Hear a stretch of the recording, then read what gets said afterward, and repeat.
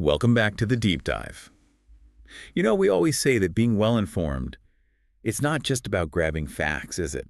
It's about seeing the connections, understanding the bigger picture. Exactly. It's about insight, not just information overload. And that's what we do here. We take the raw stuff, the sources you send us, and we try to turn it into something, well, genuinely useful, actionable insight. Today, we're doing a really deep dive. We're getting into the process of learning itself. We're talking about critical thinking. Mm-hmm. You know, that ability to really assess information, to question it, to justify what you believe. And we're looking at this through the lens of a huge shift happening in India's education system. Right, under the National Education Policy, NEP 2020. Yeah, exactly. It's part of this, well, this global thing, isn't it? Yeah. Trying to get away from just memorizing stuff by rote. Definitely. Moving towards those higher order skills, analysis, reasoning. But it's not always straightforward.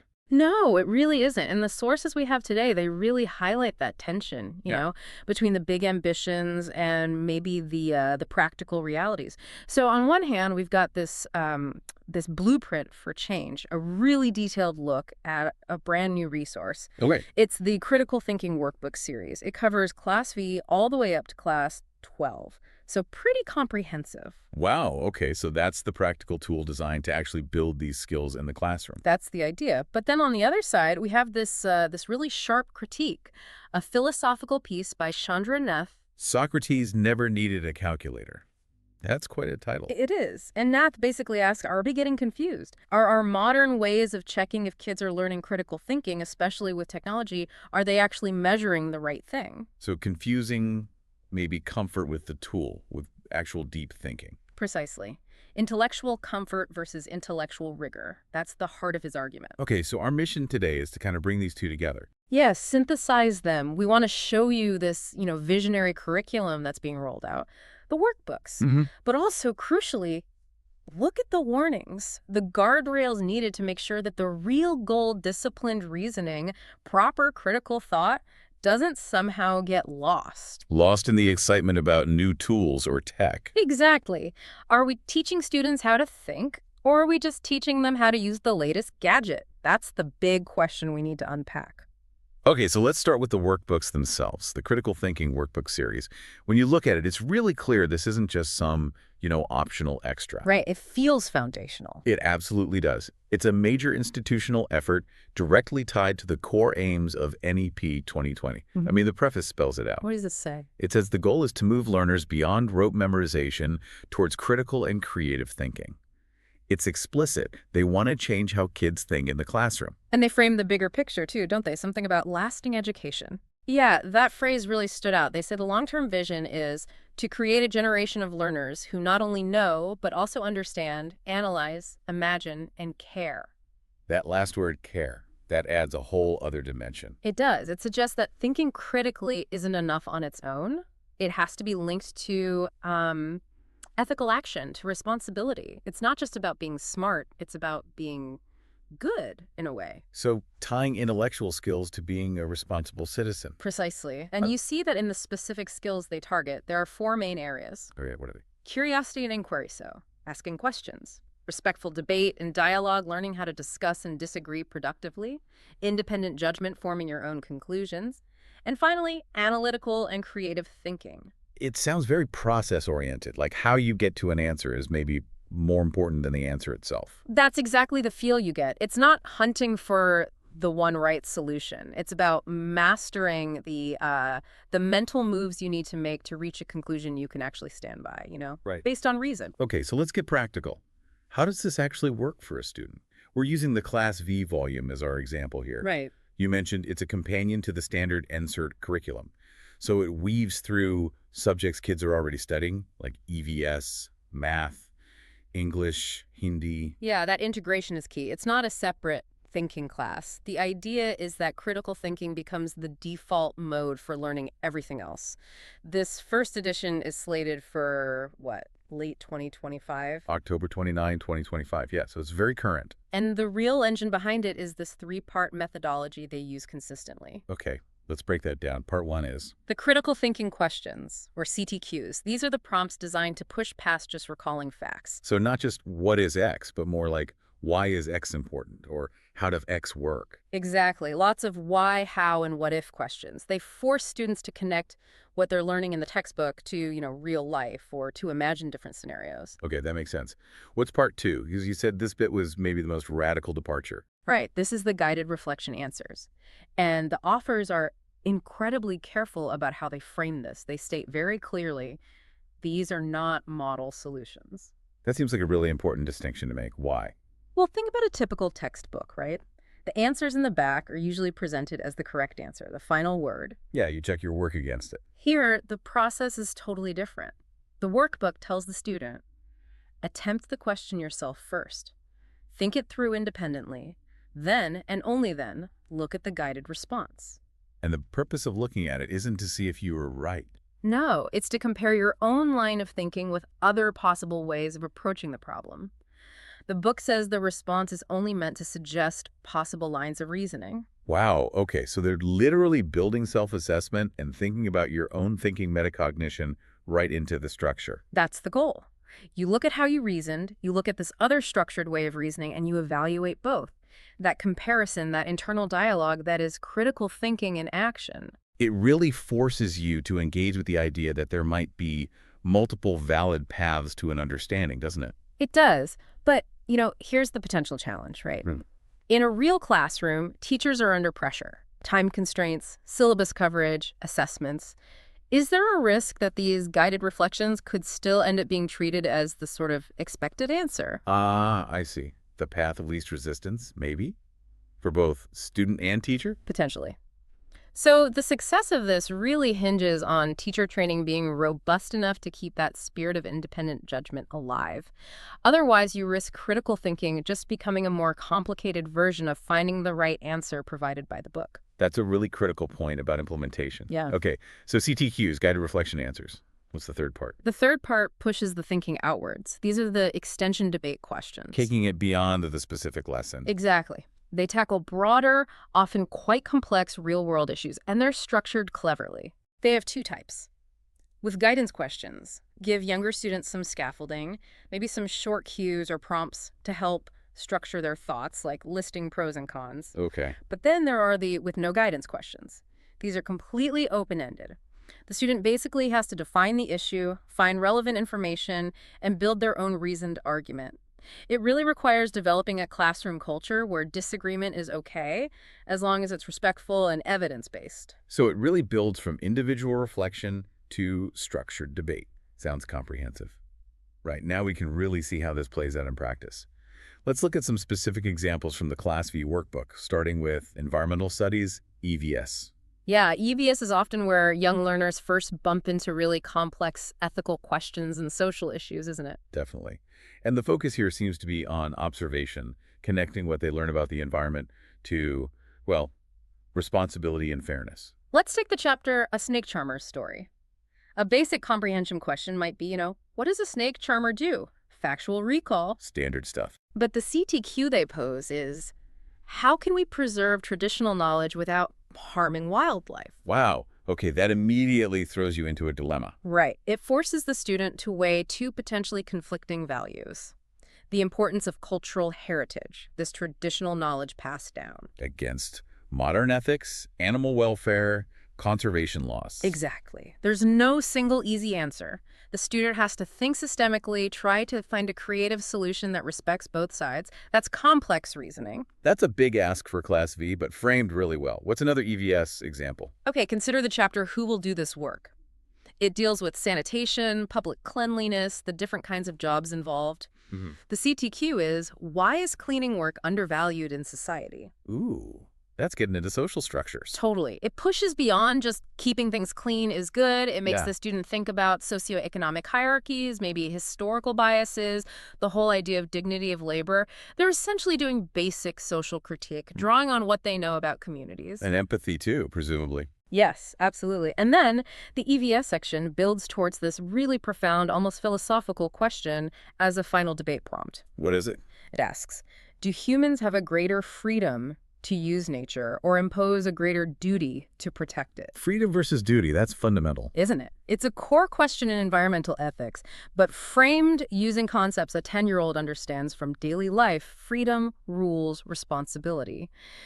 To answer it, they have to draw on everything they've learned about forests, water, animals, resources, and then articulate their own position on our place in the world. That's seriously impressive. That's genuine critical engagement. Adapted for that age, yes, it shows the potential. Okay, let's switch gears to mathematics. Yeah. The magic volume.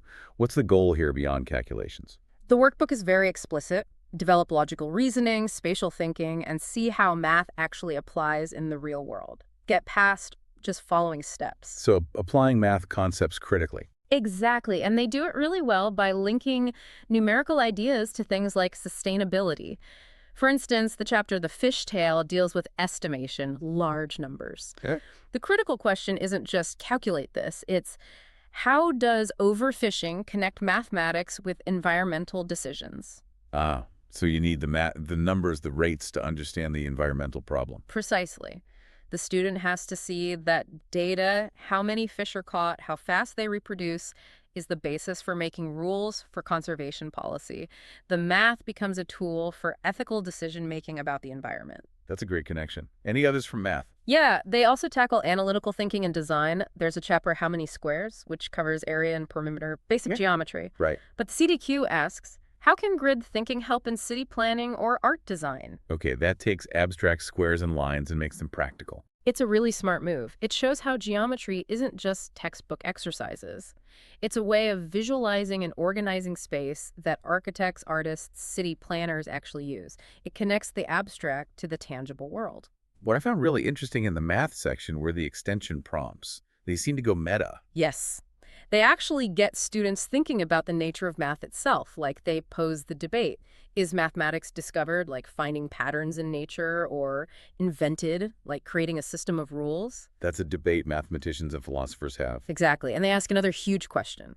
Is zero the most important discovery in human history? Again, a massive historical and conceptual question. By bringing these fundamental debates into a class view workbook, they're encouraging students to see math not just as a tool, but as a human endeavor with a history, with philosophical dimensions. It fosters perspective. Okay, let's look at the language arts, English and Hindi. Here, the focus seems to shift more towards empathy, values, interpreting stories. Definitely. In English, take the chapter based on My Elder Brother. It explores themes like sibling relationships, discipline versus freedom. Common theme. The CTQ is really aimed squarely at developing empathy. It asks, how can two people both be right from their own view? Perspective taking. It's fundamental, isn't it? Holding two valid but conflicting viewpoints at the same time. That's a skill needed for any kind of mature discussion or resolving conflict. And they even push further, asking students to debate if imagination itself can be considered a form of knowledge. Interesting. And how about Hindi, the Rimjhim volume? Similar goals, often using classic stories or folk wisdom. There's a story called Nasi. It contrasts cleverness with real understanding. Okay. The CTQ asks, what is the difference between experience and book knowledge? Ooh, epistemology for kids. Pretty much. It gets them thinking about how we know things. Is practical, hands-on experience more valuable than learning from books, or vice versa? It validates different kinds of knowing, like the wisdom of elders or craftspeople, alongside academic learning. That's quite nuanced. Another Hindi example. There's a chapter, Ham Pahiya Hai, which is about invention, the bicycle bringing change and progress. That sounds positive. But the CTQ immediately introduces that necessary critical layer. Does every invention benefit humanity? The unintended consequences question. Exactly. It's a concise but powerful prompt for thinking about technology ethics. The student has to weigh the pros and cons of innovation, consider who benefits, who might be harmed, think about plastic, social media. It makes them analyze progress versus overall well-being. Even in language arts, they're hitting these big ethical questions. And they bring it right down to the student's own life, too. There's a chapter on the history of letter writing. Paka bito chitika safar. Okay, the journey of the letter. The extension prompt asks them to reflect on how technology has changed how we communicate. But the core question is, why is the emotion of the message more important than the medium, even today? So despite WhatsApp and email, what's the constant human element? Precisely. It's a final reflection on what really matters in communication. So across all these subjects, EVS, math, English, Hindi, you see this consistent thread. They're using the existing curriculum as a launchpad for much deeper, more critical, more ethical thinking. If teachers and students really lean into it, it seems like a powerful way to cultivate that process of inquiry and justification. Agreed. If implemented faithfully, the potential is definitely there. Okay, so we've seen the ideal, right? This impressive workbook designed to build disciplined reasoning from the ground up. The blueprint. But now we hit that crucial question. How do we know if it's actually working? How do we measure critical thinking? And this is where our second source comes in, Chandranath's paper. Because he argues we might be, well, fundamentally measuring the wrong thing. Socrates never needed a calculator. This feels like a direct challenge to how we assess learning in the digital age. It absolutely is. Yeah. Nath zeroes in on what he sees as a major methodological problem, and he uses a specific recent study as his prime example. Okay. It's an NCERT-sponsored study by Yadav, published just a few months ago, July 2025. It focused on young students, preparatory stage. And what did this Yadav study claim? It reported what sounds like a positive result, a significant link, a correlation between these young students' willingness to use digital tools and their own assessment of their critical thinking skills. Willingness to use digital tools. Yeah. How do they measure that? They use something called the Technology Acceptance Model, TAM. Okay, TAM. We probably need to unpack that a bit. Definitely. TAM is a pretty standard framework in social psychology. It's used to predict whether people will actually adopt and use a new technology. It looks at three main things from the user's perspective. Right. What are they? First, perceived usefulness. Does the person believe this tool will actually help them do their job or achieve their goal better? Second, perceived ease of use. How much effort does it take to use the tool? Is it intuitive, simple? Okay. Usefulness and ease of use.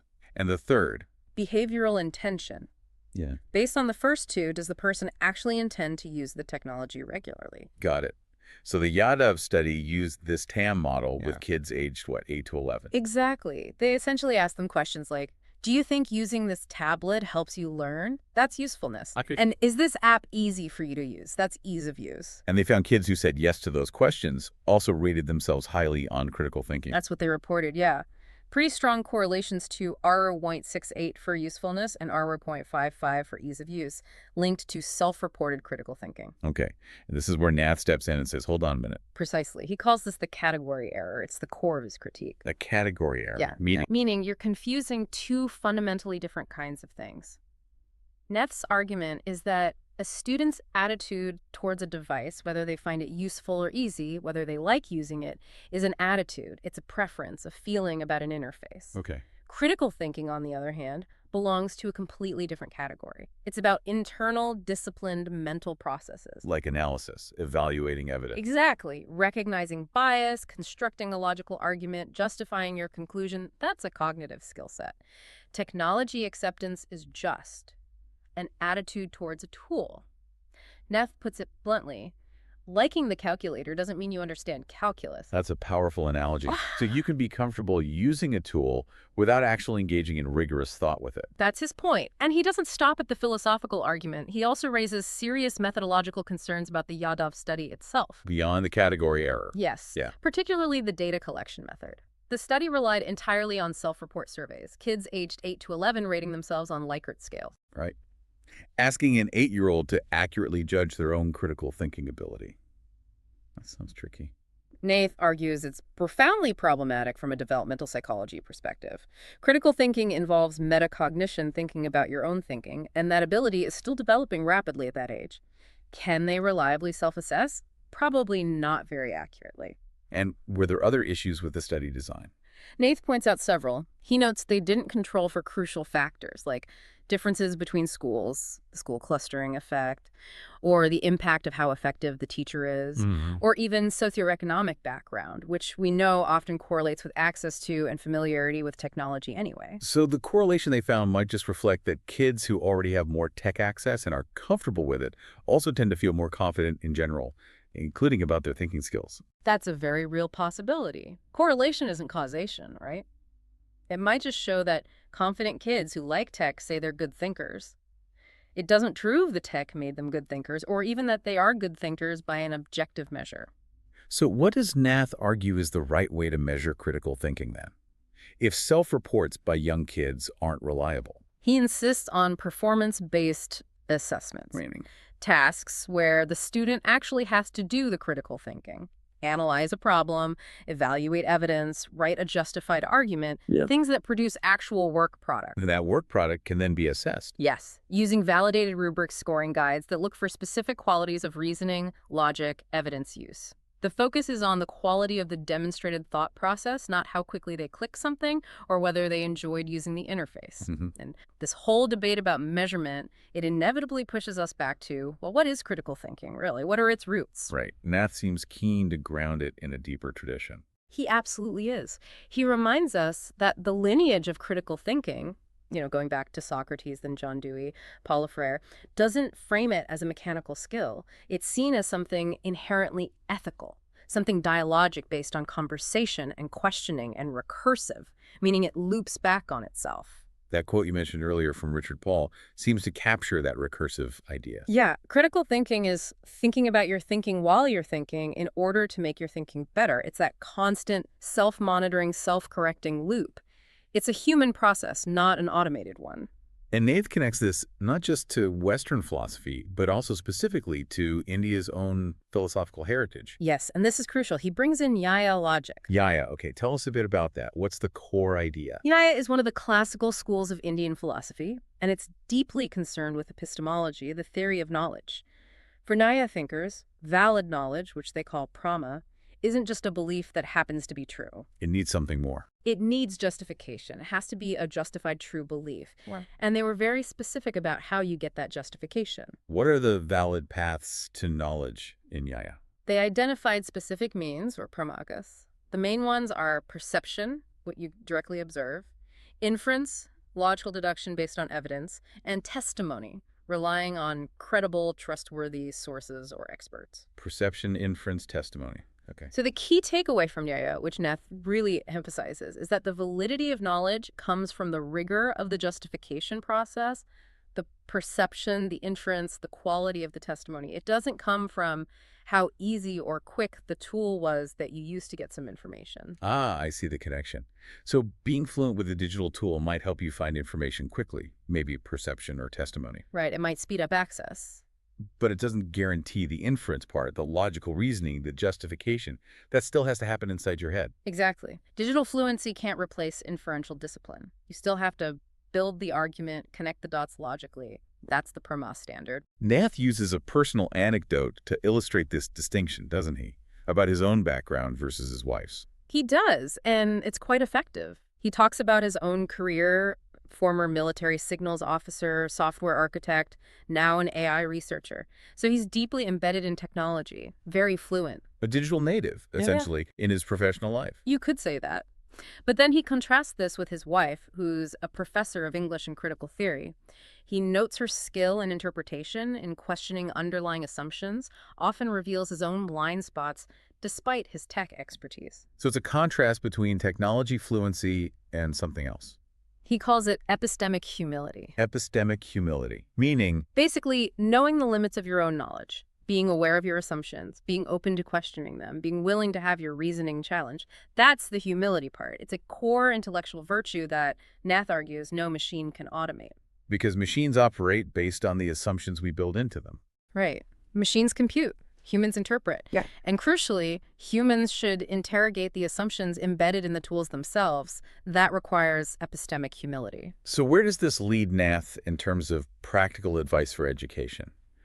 If tech fluency isn't the main goal. It leads him to advocate for what he calls a tool-agnostic pedagogy. Tool-agnostic, meaning the specific tool doesn't matter as much. Exactly. The focus should be on pedagogical strategies that are proven to build core reasoning skills, regardless of whether you're using a blackboard, a book, or a tablet. What kind of strategies is he talking about? Well, things we know work. Socratic seminars, that structured questioning and dialogue method that forces deep thinking and clear definitions.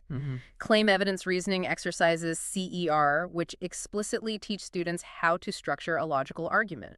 You make a claim, you back it with evidence, you explain the reasoning connecting them. That sounds very structured. It is. And he also brings in ideas from his military background, like red teaming. Red teaming, like Playing devil's advocate. Yeah. Sort of, but more systematic. It's about deliberately challenging your own plans and assumptions by having a dedicated team try to find flaws. Think like the adversary. That process of structured critical opposition is incredibly powerful for strengthening reasoning and judgment. It's not about mastering an interface, it's about rigorous adversarial thinking. Okay, so all of this has pretty direct implications for NEP 2020 and how we think about 21st century skills, doesn't it? Huge implications. Nat's core warning is simple. We cannot let the idea of 21st century skills collapse into just meaning good at using devices. Because those are two different things. Completely different. We need to maintain a clear distinction between digital fluency, knowing how to operate the tech, and what he calls epistemic fluency. Epistemic fluency. Yeah. That's the ability to actually work with knowledge. Yes, the capacity to justify your beliefs, to evaluate different sources and arguments, to synthesize ideas coherently. That's the real goal. So what are his key recommendations for policy then, to protect that goal? Well, first, prioritize and mandate those performance-based assessments we talked about. Measure the actual reasoning, not just attitudes or self-reports. Go. Second, view technology as an instrument for exploration, for accessing information, for maybe modeling things, but don't treat proficiency with the instrument as proof of intellectual ability itself. The tool serves the thinking, not the other way around. Exactly. And finally, teacher training is critical. It needs to combine both things. Helping teachers become comfortable and competent with digital tools, yes, but also deepening their own philosophical understanding of what reasoning is, why it matters, and how to cultivate it authentically. So the takeaway from NATH is really a call for balance and clarity. Embrace technology, yes, but keep the focus squarely on cultivating rigorous, ethical, human judgment first. That sums it up perfectly. The tool must always serve the thought. Tag outro. Okay, so let's try and bring this all together for you, our listeners. Yeah. We've really journeyed through two powerful currents shaping education today, haven't we? We have. On one side, this very practical, very detailed effort to build critical thinking into the curriculum, the workbook series. Right, the tools, the structure, the methodology, aiming to get students to internalize the why and the how of thinking. That focus on reflection and comparing lines of reasoning. Which is, in principle, exactly what's needed. But then we have Noth's critique, this essential philosophical check. The reminder that critical thinking is about disciplined, justified reasoning, not just comfort or fluency with a digital device. Rigor can't be outsourced. It makes you think back to that anecdote Noth used Socrates with the boy, drawing geometry knowledge out of him just through questions. No calculators, no tablets. Just dialogue, demonstrating that the capacity for reasoning is internal. And that feels even more relevant now, doesn't it, with the rise of generative AI? Absolutely. We have tools now that can generate incredibly convincing, well-structured answers almost instantly. So if getting the answer is becoming trivially easy, then the truly crucial human skill becomes something else entirely. It becomes the ability to evaluate that answer. To apply that rigorous Naya logic, is this justified? What's the evidence? What's the inference? Can I trust the source, even if the source is an AI? So the ultimate challenge for you listening now in this modern learning environment isn't necessarily finding information faster or using the newest tool. No. The core challenge, maybe now more than ever, is mastering that critical capacity for justification. Knowing why you believe something and being able to defend that belief with reason, interrogating the answers, not just consuming them, that's the real task.